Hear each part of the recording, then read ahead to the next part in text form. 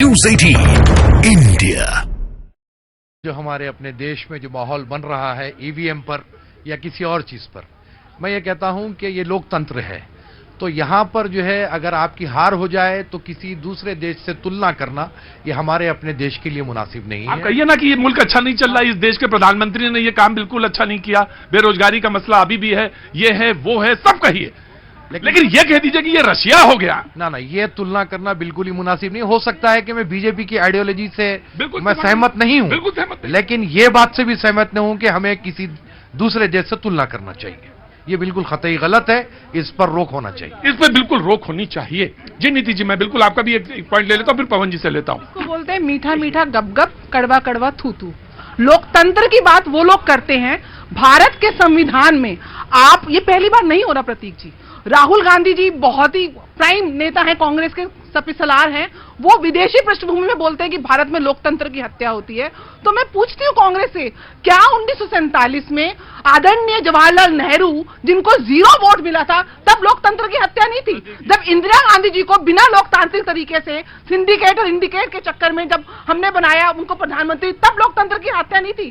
तब जब राजीव गांधी केवल क्योंकि हमारी एक प्रधानमंत्री जी की दुर्गम हत्या हुई उस आधार पे वो बने, तब तो लोकतांत्रिक तरीके से प्रधानमंत्री नहीं चुना गया था, तब लोकतंत्र की हत्या नहीं थी। और अंत में जब ये आए हैं एक्सीडेंटल प्राइम मिनिस्टर आदरणीय मनमोहन सिंह जी, तब लोकतंत्र की हत्या नहीं थी, जब इमरजेंसी लगा। देखिए नीति जी, आपकी सारी बातें मुझे पसंद आई, और लास्ट में वो जो आपने कह दिया एक्सीडेंटल, वो मैं इसलिए क्योंकि वो फिल्म का नाम है इसलिए मैं उसको नहीं लग रहा। नहीं, मैं फिल्म के नाम की नहीं, मैं आज साक्ष्यों की बात कर रही हूँ, लेकिन समय के अभी है। ठीक है, मैं जानता हूं। देखिए वो जिस तरफ इशारा कर रही हो कि प्रणब मुखर्जी सुटेबल आदमी थे, प्रणब मुखर्जी क्यों नहीं बने सुटेबल? लेकिन ठीक है, वो पार्टी का फैसला, पार्टी क्योंकि राजतंत्र और तुष्टिकरण के तंत्र वाले लोकतंत्र को समझ ही नहीं।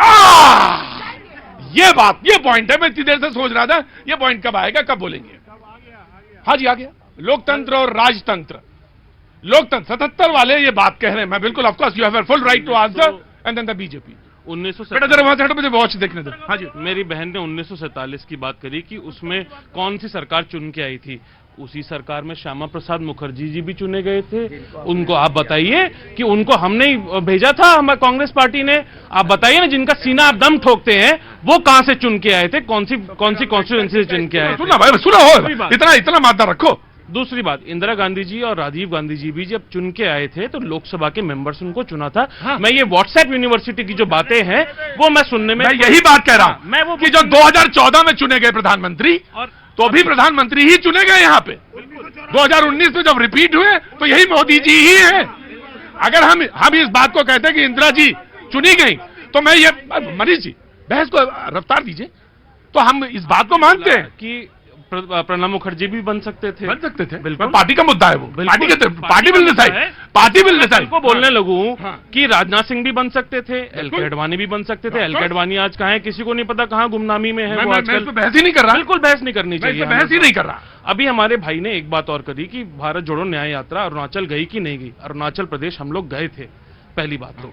और भारत जोड़ो न्याय यात्रा 5 स्तंभों के लिए लड़ रही है, जिसमें पहला है युवा न्याय। युवाओं को न्याय मिलना चाहिए जिनको मोदी जी की सरकार ने ठगा है। वेरी गुड, 4 पॉइंट बताओ जल्दी से। हाँ, किसानों के न्याय के लिए लड़ रहे हैं, नारियों के न्याय के लिए लड़ रहे हैं, जिन नारियों का रेप करके और भारतीय जनता पार्टी आज उनको संरक्षण कर रही है।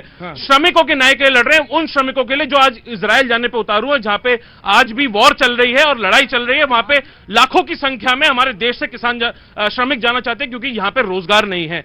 उसके बाद एक भागीदारी न्याय, कि भाई भागीदारी सबकी, सभी जातियों की, सभी वर्गों की, चाहे वो आर्थिक वर्ग हो, कोई सा भी आर्थिक वर्ग हो, उसकी भागीदारी हमारे लोकतंत्र में होनी चाहिए और अकाउंटेबिलिटी फिक्स करनी चाहिए। क्या ये भागीदारी नहीं? अरे श्रमिक यहां से जाता था पैसा मनी ऑर्डर, इसी नरेंद्र मोदी सरकार ने उनके लिए बैंक अकाउंट खुलवाया कि महिलाओं को। खैर, अब सुन लीजिए, अब कांग्रेस पार्टी ने तुरंत साबित कर दिया ये गलत है त्यागी, ये गलत है। ना ये त्यागी गलत है। No, I won't accept you, I won't accept. Congress party ने तो फिर से बोलो, कान उखाड़ देंगे, फिर से बोलो कि श्रमिकों, पहला पॉइंट फिर से रिपीट। वही है कि श्रमिकों को, उनकी बहनों को, उनकी बीवियों को यहाँ से पैसा मनी ऑर्डर जाता था, मिला नहीं मिला। आज जनधन अकाउंट उनको दिया इसी नरेंद्र सरकार ने। आज युवाओं की बात करते हैं, अरे लेबर लॉ का रिफॉर्म्स किसने लाए हैं? खैर, कांग्रेस पार्टी ने कैसे साबित किया कि भ्रष्टाचार इनके शासन में होता था? इन्होंने कहा हेमंत पे एक्शन नहीं हुआ, छगन भुजबल पे अमल नहीं हुआ। अरे जिसका नाम लिया वो सब तो कांग्रेस पार्टी के शासनकाल में। यही तो मोदी जी कह रहे हैं, ना खाऊंगा ना खाने दूंगा। जी मैं आया मैं देखिए, पहले क्या देश का नाम बदनाम नहीं हुआ? अभी बहुत डिबेट चली। प्रधानमंत्री मोदी जी ने क्या बाहर नहीं कहा कि इस देश में जन्म लेना भी पाप था? जी ठीक।